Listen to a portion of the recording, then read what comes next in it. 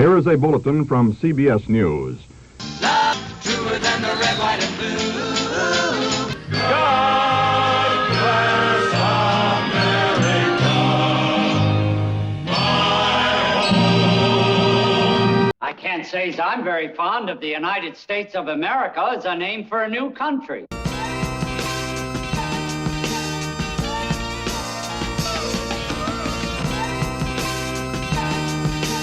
Hi, my name is Christian Devine, and thank you for retro viewing this 4th of July week, however you celebrate it or don't. And for those outside America, hi.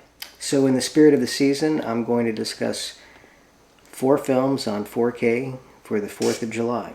There's been a debate raging over the past few years about the nature of art and politics, and I see and read people saying things like, keep your politics out of my art.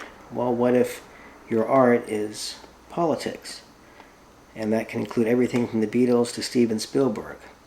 So I think in this season, this time frame, it's important to look at art that is political and meant to be political, and also serves as entertainment. And I personally do not respond to preachiness, which is why I don't respond to fake patriotism. I do believe patriotism is the last refuge for the scoundrel, as we've seen for the past 6 years. So I am utterly immune to that sort of chest-beating, flag-waving, even though I appreciate and respect the rights that I have and know that they're very fleeting. And know that for me personally, America is just an experiment to see if we can all get along together. And also, that reminds me of a song.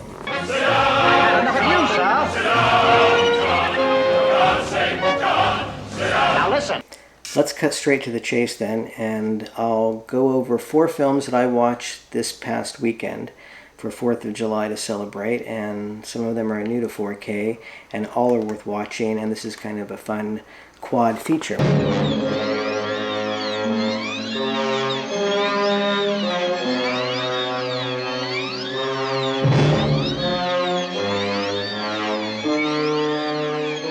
We'll start with The Manchurian Candidate, which I just got in the mail Friday, a brand new 4K release from Kino Lorber, the wonderful folks over there. Now, Criterion just released this, and it's a fantastic print of it, so you may not need to get the 4K upgrade, and I've noticed, and some others have commented on a sound anomaly in some places, and it still looks fantastic to me. And so maybe we'll compare it with the Criterion at some point. But I would pick this up on 4K if you're antsy to see it in this higher res format. But the Criterion looks just as fantastic. So this is one of my absolute favorite conspiracy movies, my second favorite after The Parallax View. And I don't want to give anything away if you haven't seen it, but just don't give a little bit away, which kind of comes up pretty obvious about the plot, which is about a plot by communist spies to infiltrate a right-wing presidential campaign. Rallying a nation of television viewers into hysteria to sweep us up into the White House with powers that will make martial law seem like anarchy. I mean, that could never happen here. And it was directed by John Frankenheimer, one of my favorite directors, and stars Frank Sinatra and Angela Lansbury and Henry Silva, James Gregory, and Lawrence Harvey. And of course, the MVP here is Angela Lansbury, and she's a force of nature. And she gives one speech that really is one of the greatest speeches in the history of American film. And it was so good that she got an Oscar nomination for the film. And you'll see why when you watch her in the movie. The script was written by George Axelrod based on a book from Richard Condon. George Axelrod was more known as a comedy writer. He wrote 7 Year Itch most famously. But he does a wonderful job in this script because it's what I love about The Manchurian Candidate. There's a lot of parody going on. There's a lot of satire. It's very subtle, but it's there. This is a very dark film, but there's a lot of satire, and they kind of hit all political sides, which I really appreciate. And it's also very current. It feels very modern, and it was made in '62, and I think even audiences today will be shocked by some of the violence and some of the language in terms of talking politics and how direct it is. And you didn't often see this in films of that era or this era. It feels very au courant. And the film is very controversial because of its connection to the John F. Kennedy assassination. And so Frank Sinatra, who was a producer, had the film kind of pulled from circulation, as the story goes, and then it came back in a blaze of glory in the late 80s with the re-release theatrically, which made money, and release on, at the time, VHS. And so this just came out. I would highly recommend you pick it up, support Kino Lorber. They're a fantastic company, and if you have the Criterion, that's still fantastic too. So that's the start of our 4K for the 4th of July. Moving right along, or cruising right along, we have Easy Rider from 1969. All he wanted was to be free, and that's the way it turned out to be. Flow, river, flow. The perfect bookend for the 60s, and one of my favorite movies of all time. And I won't go too much deep into this. This is worth its own retro view, actually. I taught a film class at Berkeley called Medium Cool Groundbreaking Films of the 60s, and this was the last film in the class, of course, because it is a perfect end of the 60s and a perfect prelude to the 70s. And this was created a seismic shift in the movie industry when it came out in 1969, because it cost $350,000 and it grossed about $19 million plus that year and more the next year. So it was such a huge hit that it shook the industry to its core, because they were losing millions and millions on these giant bloated super productions, primarily musicals, that were overlong, over budgeted, and underseen. Once again, history is always cyclical, and after the success of Sound of Music, studios kept trying to top that with lots of bombs like Dr. Dolittle or Goodbye Mr. Chips, Star. There's dozens of them. But it was Easy Rider that really changed the film industry. And all the people involved in the film had been cutting their teeth on Roger Corman and American International drive-in pictures, exploitation films primarily. And this is their one moment where they all came together and turned all that exploitation into art. Instead of a Roger Corman motorcycle movie, they turned it into an art motorcycle movie. Corman actually turned down the financing for this, which he always regrets, of course. So we can talk more about Easy Rider in another retro review, because I have a lot to say about this film. Of course, it made Jack Nicholson a star. Very famous soundtrack. And it was nominated for his Academy Award for screenplay by Terry Southern, who also wrote Dr. Strangelove, and Peter Fonda, Dennis Hopper, and of course made a star out of Jack Nicholson, who was also nominated for an Oscar for Best Supporting Actor. And it really is a star-making performance. It's a great performance, and what he says about America is very relevant. Oh yeah, they're gonna talk to you and talk to you and talk to you about individual freedom. What they see a free individual, it's gonna scare them. No, well, don't make them running scared. No, it makes them dangerous. So Easy Rider on 4K, you can pick this up online and check to see if it's available on a U.S. domestic release. It really should be on 4K here by now. I'm not sure if it has. I haven't checked, because, hey, I've got it. It's cool, man.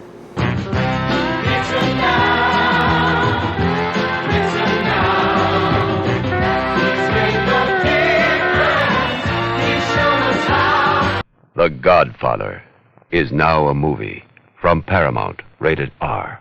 1776, triple winner of the Tony Award, the New York and London Drama Critics Awards as Best Musical of the Year. Molasses to rum to slaves who sail the ships. The international stage triumph comes to the screen with the rousing songs and the spirit of 1776. The right to be free comes from nature. 1776, rated G. Easy Rider is actually a fantastic prelude into the next movie because they're both produced by Columbia Pictures, and because Easy Rider did cause this incredible change in the system, it's interesting that this next film, 1776, produced in 1972, is the same exact kind of musical that the studios were making before Easy Rider that was, as Pauline Kael said, crushing them under their own weight. But this is different than the elephantine bloated musicals, even the ones that were coming out around that period of Man of La Mancha. But there were some that were successful, Fiddler on the Roof, and of course Cabaret from 1972, and just happens to be about the rise of fascism in Berlin, juxtaposed with the lives of these couples. Politics. Now, 1776 is a film that I've avoided for most of my life because, as I've said, I'm immune to cheap patriotism and corniness. I can appreciate it in elements. It's possible they might have shown this film in school one time, but to me a film in class meant sleepy time, no matter what the film was. And so it wasn't until a few years ago when it came out on Blu-ray that I actually watched it for the first time. And I kind of fell in a special love with it because it's a lot more than what I thought it was. And it's based on the hit Broadway musical from 1969, won the Tony Award and many other awards. And with music by Sherman Edwards and a book by Peter Stone, who also wrote the script for The Taking of Pelham 123, which is pretty cool.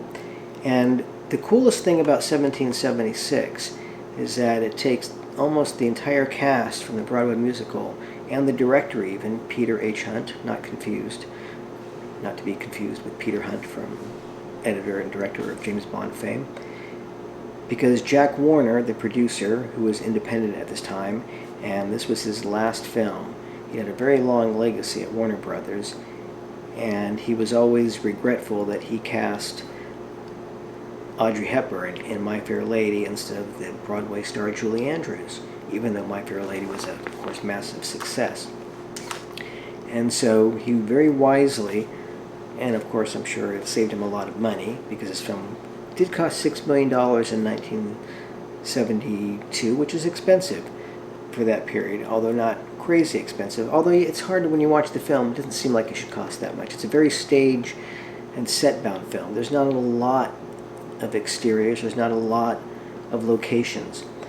And I'm fine with that, because some criticisms of film plays is that they either try to open it up way too much, etc., or make it way more cinematic.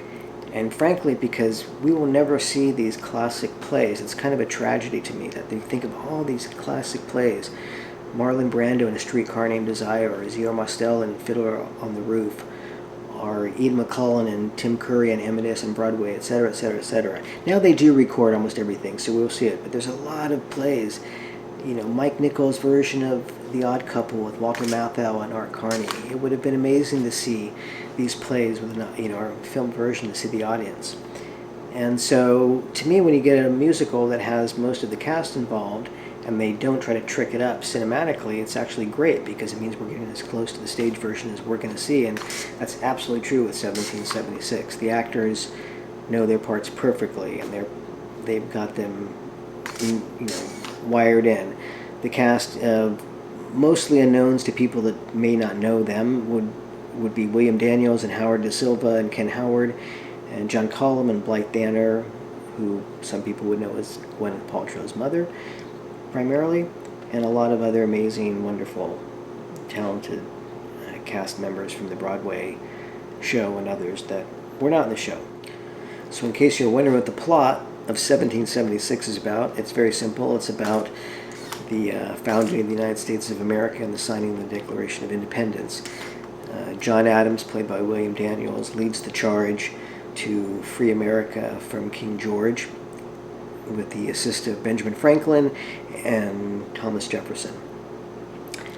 And John Cullum represents the King George side.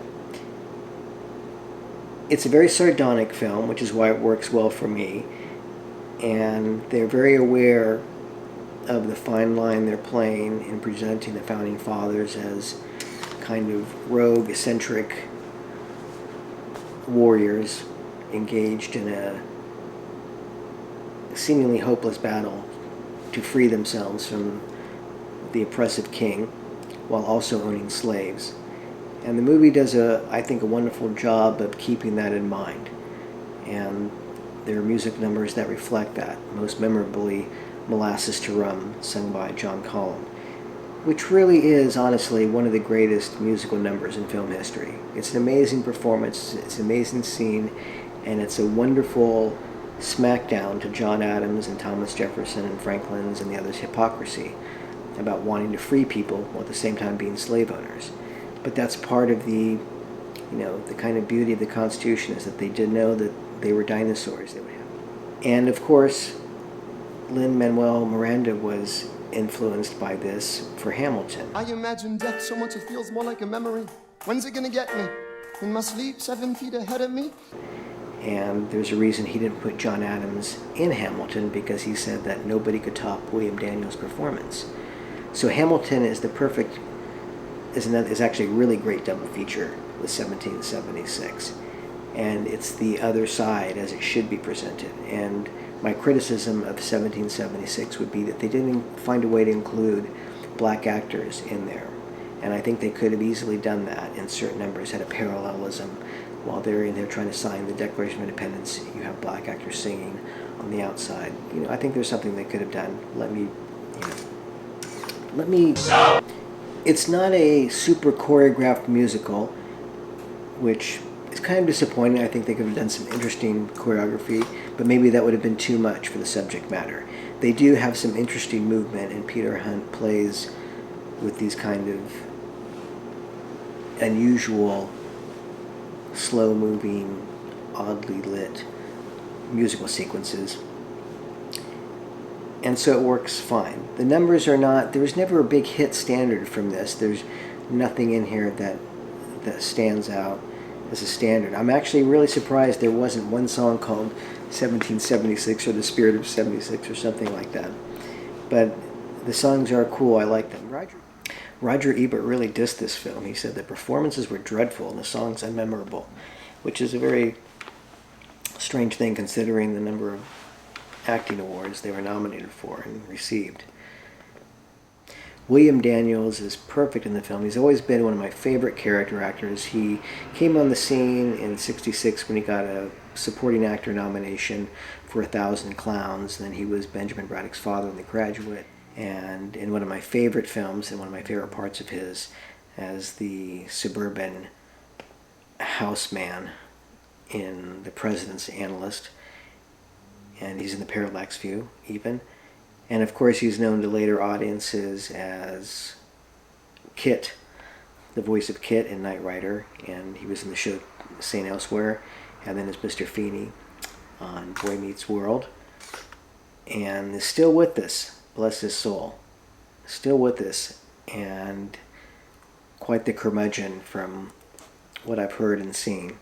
But it seems like a really sweet curmudgeon to me. It's a very long film, but of course that depends on what version you're watching. And the most amazing thing about this new 4K Blu-ray that just came out a few months ago is that it's got 4 versions on it. 4, count them. So you have the Laserdisc version, because at the time the Laserdisc was the only way you could get this widescreen, and that was, in the 90s, the Laserdiscs were the boutique way you could get all the bonuses and proper aspect ratios, etc. And so this is what's so cool about this, it actually has the Laserdisc version, and the Laserdisc version added an overture and an intermission to make it a real roadshow, even though it wasn't sent out that way. It was intended to be that way, but it wasn't sent out that way. And the film was heavily cut by Jack Warner's when it was released. And so there's also the theatrical version of the film, which is the shortest version, and their songs cut out, things are cut down. It moves at a more rapid clip, but I think you lose a lot of the underlying rhythm and tension of the film. On the 4K Ultra HD, you have the director's cut and the extended cut. Now the director's cut, Peter Stone went in and tweaked some things, changed some things, cut it down a bit, removed music from certain scenes to make the dialogue stand out more. We can debate about that. And then there's an extended cut of the film with more footage. And the most amazing thing about this is that, and speaking of politics and cancel culture, Jack Warner was good friends with Richard Nixon. And Jack Warner knew that Richard Nixon would not like some of the numbers in this, particularly a number called Cool, Cool, Conservative Men, or Cool, Cool, Considerate Men, as it was later changed to, which is basically, to me, a very mild, taunting of Republicans, but they're very sensitive, as we know. And so whether Jack Warner removed the scene because of Nixon's request, because Nixon loved the play, and in fact the cast performed 1776 at the White House. They didn't really want to, because most of them were opposed to Nixon, of course. But Jack Warner did in fact cut out the song, and he wanted the entire film burned, the negatives, after he made his cuts. Now, amazingly, the editor did not listen to Jack Warner, and he kept all of the footage and kept it secure. And they found the footage, so they added back in the Cool, Considerate Men musical number and some other stuff. So that's incredible. That's a really wonderful media, cinearchaeology rescue tale. They really worked their asses off on this, and you have to give them credit. That's why you have to support them with getting a disc like this. And there's commentaries from the cast and director. There's deleted scenes. There's screen tests. This is 3 discs, 4 versions of the film, and you can get it now online for $15. Now that's freedom.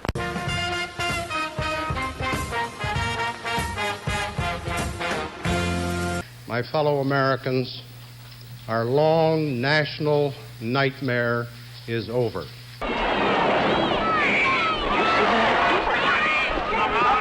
Bad fish, but I'll catch him and kill him. Did you hear your father? Out of the water now! This shark, swallow you whole.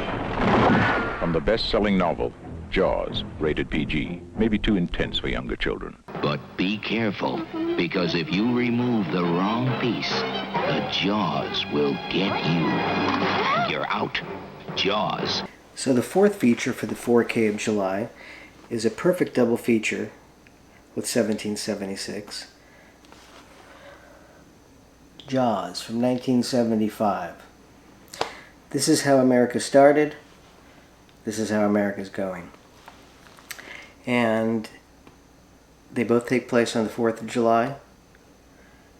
And they're both about independence from a king and from a shark. A what? You get my point. Jaws was a very important film for me as a young person because my Aunt Doris took me to see it when I was 6 or 7. And it was the first time I ever saw a film that I was truly paying attention to the storytelling and the audience response, more importantly. I was fascinated by the way the audience responded to the film and the way the film was making the audience respond. Of course, it fucking scared the shit out of me. I was a kid. I was already terrified of water. When I was even younger, I was taken to a matinee showing of Walt Disney's 20,000 Leagues Under the Sea. Still my favorite Walt Disney live-action film. But at the time, during the credits, when you see the bottom of the ocean floor, I literally thought I was looking at the bottom of the ocean floor, and I thought that screen was going to burst with water. And I started screaming, and I had to be taken out of the theater, much to the happiness of that poor audience. I still remember my reaction to it.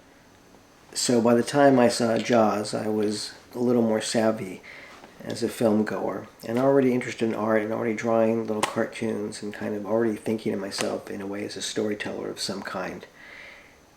And Jaws was the first time that I saw how an audience could be moved in various ways by what was happening on screen. I can tell you the response to the audience of every scene in Jaws. I can tell you exactly where they laughed. The biggest laugh in Jaws is, of course, a what? Huge laugh. And of course, the most famous scare in the film, one of the most famous scares in movie history. What was interesting about that scene to me is I wasn't scared by what I was seeing. What scared me was the audience screaming. They were ahead of me and they were screaming, and that scared me. But I remember I timed it to get it for maximum shock effect. And I can tell you the moment when the audience fell in love with Jaws, because I remember this moment very clearly. They already loved the movie for what it was doing. It was working on them. They knew it was scary, and it was well made, and it had great characters. But the scene after Chief Brody is slapped, and then he's having dinner, pensive and sad, and his son is watching him and mimicking his movements. That scene, I could feel the audience's warmth towards the movie, and they were so grateful they had this scene, because you'd seen a little boy be eaten by a shark earlier, and now you're seeing the father's son mimicking him in a very touching way that only Spielberg could do. Only Spielberg could have made that scene in that movie.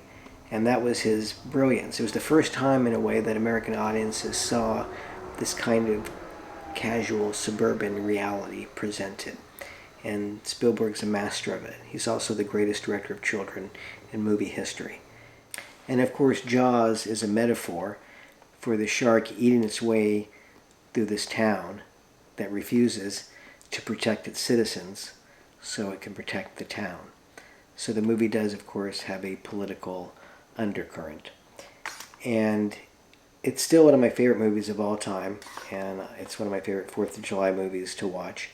And of course, it made me never want to go in the fucking water again after I saw it. The night I saw it, I couldn't even sleep in a waterbed because I just thought that shark was going to come right through that waterbed. The 4K that came out in 2020 also includes a Blu-ray, a remastered from the earlier version.